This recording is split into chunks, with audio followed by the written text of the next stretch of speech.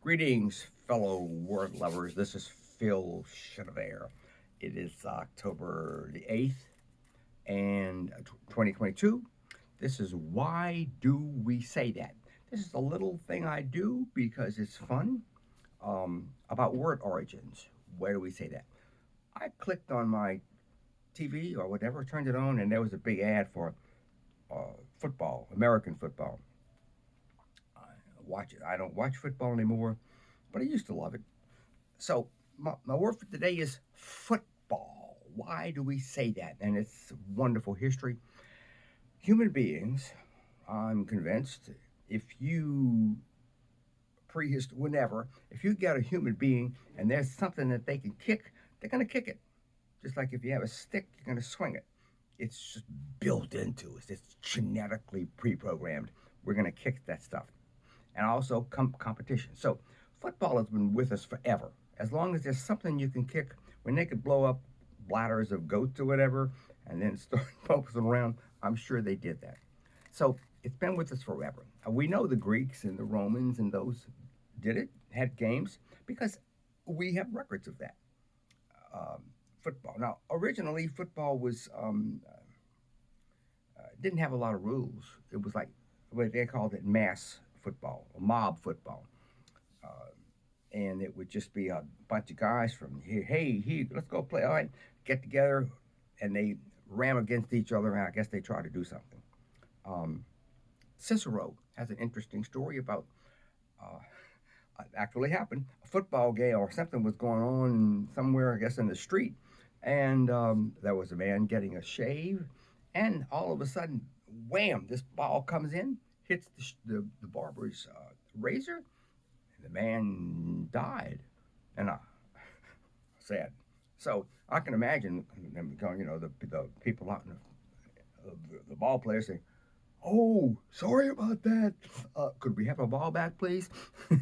um, Sorry, that was my imagination. It goes strange places. So we have football. In the Middle Ages, they had mob football, which was where, let's say, one little village would say, "Hey, let's get together and we'll meet on the green next Sunday afternoon, and we'll all, as many as you want, show up. We'll just ram against each other and have fun." A lot of alcohol was involved. I have no doubt about that. Um, I mean, really, how can you not like that? It's got violence. It's got drinking. It's got ramming into each other. Any young man would love that. So the Middle Ages, it coming on, but then in England in the 1800s, they started putting rules on it because one village or one town, one parish would would challenge another one. They had to have rules. So uh, I forgot to mention that football. You've got American football. You've got American and Canadian. What you got? Australian rules football, Gaelic rules football. You've got rugby. Yeah, and of course you've got real football, which is soccer, right? I've learned that soccer is what the whole world calls when you kick a ball with your foot, uh, and they call that football, which is the correct name for it. In America, we call it football, but it's an offshoot. So this is how we got there. In England, in the 1800s, they started getting together. The colleges would say, "Well, let's make some rules, okay? We can't just have 18 men on one and six on the other." So they made rules how many men did things like that. But then and they would follow those rules generally, and it was mostly kicking the ball with the foot, the head, and the chest, kind of like what soccer is today.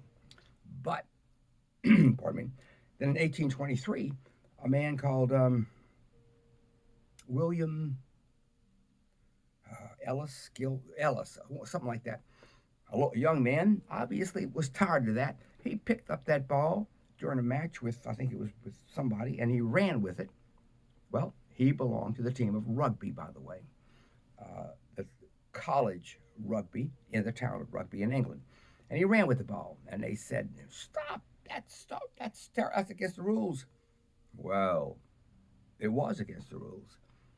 But then the other guys and everybody said, that was fun. You got to tackle that guy with the ball. Gets it more violent. Yeah. So Generally, it's acknowledged that rugby came from that incident where they decided to split off and make it a game of its own, where you could pick up the ball, you could have scrums, which I'm going to talk about later, and change to scrimmages. But scrums, you could have pick it up, run with it, and I mean, just lots of manly stuff. Yes, and it was rugby is played a lot today. I mean, it's a rough game. I think their slogan is "We play with leather balls" or something like that. I used to watch them at the local park. They, they get. I mean, that's a rough game, folks. So soccer. Not the word soccer actually comes from later on, 1840s, 1850s, when they were trying to standardize the rules, and so they got together and they made an association. Hey, look, let's all colleges get together. We'll make an association. We'll make rules. We'll make standards that everybody has to follow. Well, a few didn't, mostly didn't, but they came up with these rules, and it was called association football as opposed to rugby football. Now, and the word association was abbreviated to ASSOC, ASSOC, ASOC, and guess what? They dropped off the first part, and they came with sock, and then they added or soccer, and that's how we get soccer from association football. Moving on to America, um, the colleges in America started playing 1800s, probably before that too. Um, I forgot where I was going with that. Where was I going with that? Oh yeah, they originally started with this mob football. Now I guess it would be um, Princeton would challenge Cambridge, and they'd get a couple of kegs and they'd get out there and whoever showed up would say, well, we'll hold this ball and we'll go to that way and we'll go that way, and a lot of fun was had. Tremendous number of injuries, lots of blood, probably missing teeth. Who knows what went on, but I'm sure it was very violent. In fact, so many injuries were going on that they tried to stop it. In fact, Theodore Roosevelt in 1906, I think, forced a meeting. He said, "Look, it's a fun game, but let's calm it down." And that was where they introduced the line of scrimmage. You know how rugby has a scrum. Everybody gets together and they ram against each other. Well, they introduced this line of scrimmage to kind of open up the game a little bit, where you have to be on one side or the other. That's where the scrimmage comes from, borrowed from the scrum. That's a free piece of information. Feel free to use that. Um, and also the forward pass was put into the rules too. You could actually throw the ball. They didn't use it for a long time. So where we go. We got all these wonderful games of soccer where people enjoy getting together and fighting each other. I don't do that. Soccer, American football, Canadian football, rugby, it's wonderful. Have fun, and who knows what'll happen next. And I'm sorry for this long one here, but oh, have you ever heard of the thing "What It Was Football" by Andy Griffin? If you haven't heard that, his comic monologue, "What It Was Football." He was on an October evening, I think. We was having a camp meet. It's just hilarious. I encourage you to go find that on YouTube. What it was football.